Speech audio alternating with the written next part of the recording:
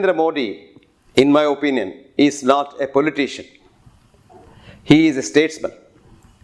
He is not just interested in elections and votes, he is interested in his people. This is the kind of people we need in politics. I never knew Narendra Modi in the sense, of course I knew he is a politician, his name was there in the papers, etc., etc. And I also knew that he was the Chief Minister of Gujarat.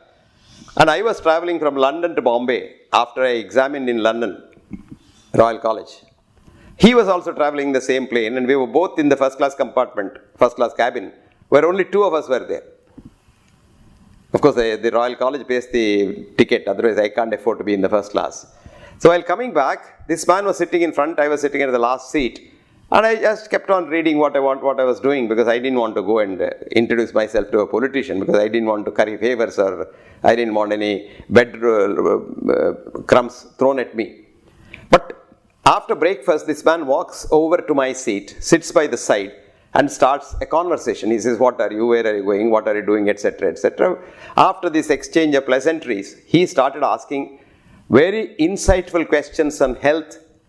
And I tried to impress upon him that healthcare is totally different and divorced from medical care. Because most of our politicians have an idea that hospitals and doctors keep society healthy. This is the most foolish thinking. Hospitals and doctors have nothing to do with healthcare. Healthcare requires 5 things: a clean environment, clean air, clean water, clean food, and then sunlight and earth.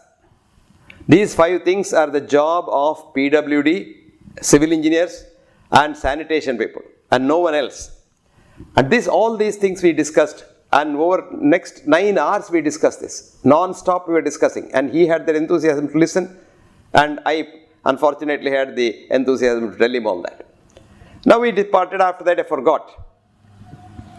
4 years later, I had written an article on prenatal causes of postnatal disease. And I get a phone call one day from one Mr. Jai Narayan Vyas, actually Dr. Jai Narayan Vyas, he's a PhD in economics. He was the health minister of Gujarat. And Jai Narayan Vyas told me that his boss was very much impressed by the article. And he wanted me to go over to Ahmedabad to talk to his people. They sent the ticket, I went, and I liked the way they received me, and they put me up in a nice hotel.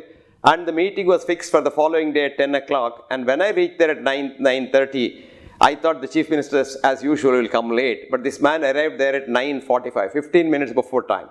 And all the ministers and the secretaries were there by the time he came.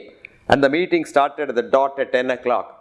And he told me to talk about what I had written first, which I did for 1 hour.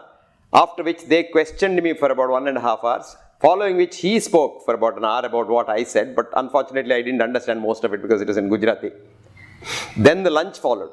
Everything worked like clockwork. And after lunch, he asked the others, he requested them to go out, and we had a one-to-one meeting for about 2 hours. Then we had tea, and he called all of them back and said, I have come to these conclusions from Professor Hegde's talk, and these are the things I want to implement, and you do it tomorrow. And that was done. I think India needs very badly somebody like this to really get it back on its feet, because India was a great country. This is a crucial election where we have to be very careful in voting, and I have a feeling that we should vote for people who love India, who love the country, who love to administer and who love to help others. Modi is a good person, a good human being. I don't think Modi is Hitler or fascist or anyone. Modi is a good human being. Very badly understood. I would say very well misunderstood human being. Lot of media publicity that you and I see, I don't think is true. And media, we all know how media works.